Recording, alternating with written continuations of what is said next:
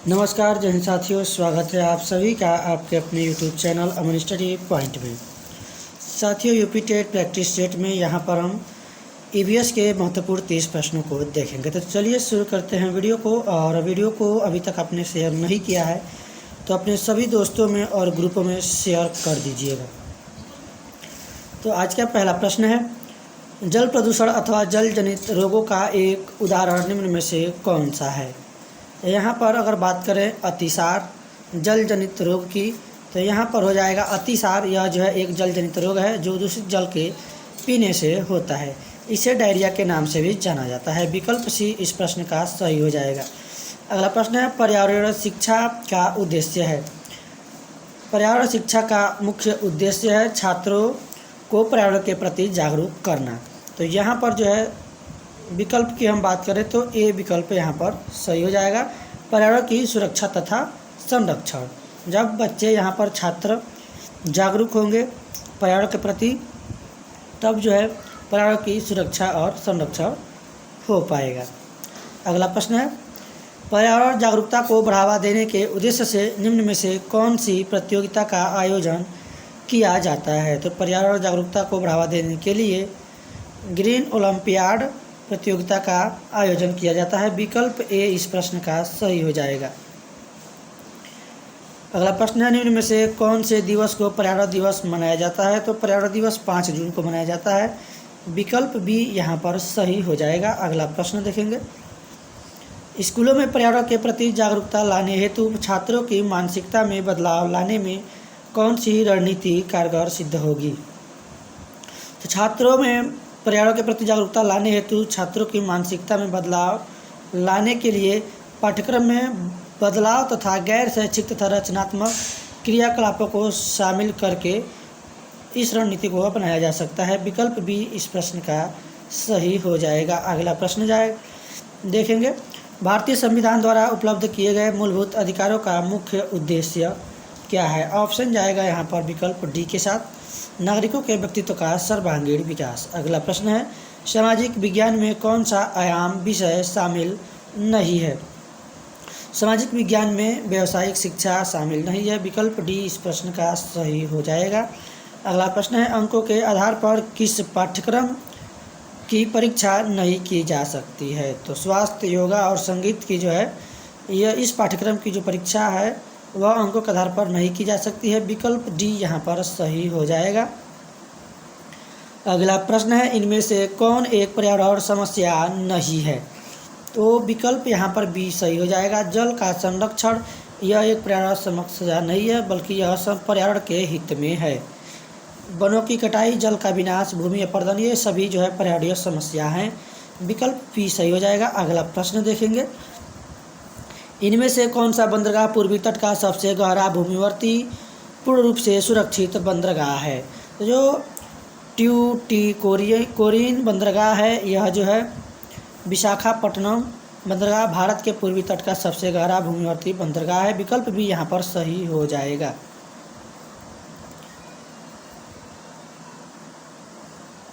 अगला प्रश्न देखेंगे,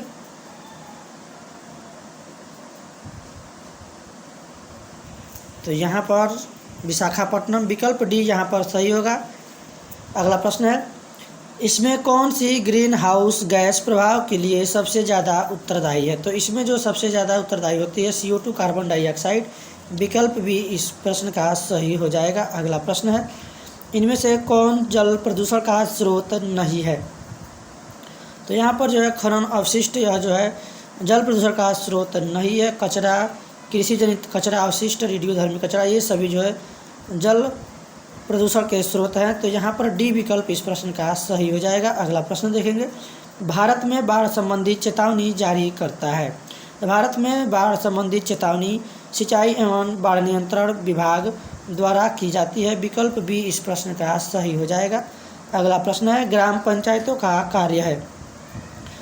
ग्राम पंचायतों का जो कार्य है जल संसाधनों का रखरखाव, स्कूलों का निर्माण, BPL लाभार्थियों की सूची तैयार करना, यानी डी विकल्प इस प्रश्न का सही हो जाएगा। उपरोक्त सभी पर्यावरण अपघटन के कारण उत्पन्न होने वाले परिणामी खतरों में शामिल है भूस्खलन, बाढ़ एवं सूखा, वनों की अग्नि दुर्घटनाएं या फिर उपरोक्त सभी। तो यहाँ पर विकल्प बी की अगर हम बात करें तो इसमें पर्यावरण अपघटन के कारण जलवायु में परिवर्तन होता है। तो यहाँ पर बी विकल्प इस प्रश्न का सही हो जाएगा।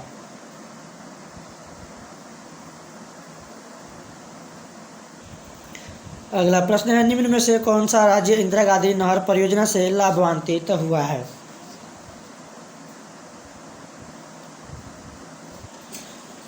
आंसर जाएगा सी के साथ, राजस्थान यहाँ पर इंदिरा गांधी नहर परियोजना से लाभान्वित हुआ है। अगला प्रश्न है, इनमें से कौन पर्यावरण शिक्षा का एक सिद्धांत नहीं है?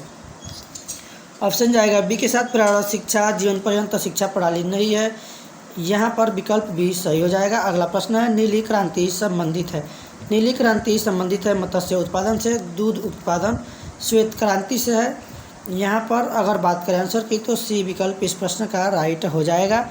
और जो यहाँ पर जो इंद्रधनुष क्रांति है वह सभी क्रांतियों का सम्मिलित रूप है। हरित क्रांति खाद्यान्न उत्पादन से होता है और पीली क्रांति होता है तेल उत्पादन से। तो ये सभी आप लोग महत्वपूर्ण याद रखेंगे। अगला प्रश्न है, इनमें से कौन मानव पर्यावरण एक घटक नहीं है? तो जो धर्म है यह जो है एक मानव पर्यावरण का घटक नहीं है। यहाँ पर अगर बात करें आंसर की तो विकल्प बी इस प्रश्न का सही हो जाएगा। अगला प्रश्न है, पिघले हुए मैग्मा से निर्मित चट्टान है। तो पिघले हुए मैग्मा से जो निर्मित चट्टान है वह है आग्नेय, और यह जो पृथ्वी के अंदर उत्पन्न हलचल के फलस्वरूप पृथ्वी के अंदर जो है उपस्थित लावा के बाहर आने को ज्वालामुखी की संज्ञा दी गई है। तो इसी से यह जो है यहाँ पे इसकी उत्पत्ति होती है। अगला प्रश्न देखेंगे, इनमें से कौन सी गैस हमें सूरज की घातक कीड़ों से रक्षा करती है? तो ओजोन जो परत है यह जो है हमें सूरज की घातक कीड़ों से रक्षा करती है। यहाँ पर विकल्प सी सही हो जाएगा। अगला प्रश्न है, जब जलवाष्प वायुमंडल में अवक्षेपित संघनित होकर द्रव के रूप में पृथ्वी पर गिरती है तो उसे क्या कहते हैं? तो हम उसे कहते हैं वर्षा। विकल्प बी इस प्रश्न का सही हो जाएगा। अगला प्रश्न देखेंगे, कटीली झाड़ियाँ पाई जाती हैं। तो कटीली झाड़ियाँ जो है यह पाई जाती है गर्म तथा शुष्क मरुस्थलीय जलवायु में। विकल्प बी इस प्रश्न का सही हो जाएगा। अगला प्रश्न है, स्वर्णिम रेशा इनमें से किसे कहा जाता है? तो कपास को स्वर्णिम रेशा कहा जाता है। विकल्प बी इस प्रश्न का सही हो जाएगा। अगला प्रश्न देखेंगे, पृथ्वी का जुड़वा ग्रह इनमें से किसे कहते हैं? तो पृथ्वी का जो जुड़वा ग्रह है उसे हम शुक्र को कहते हैं और इसे पृथ्वी की बहन भी कहते हैं। अगला प्रश्न है, इनमें से विश्व का सबसे ऊंचा पठार कौन सा है?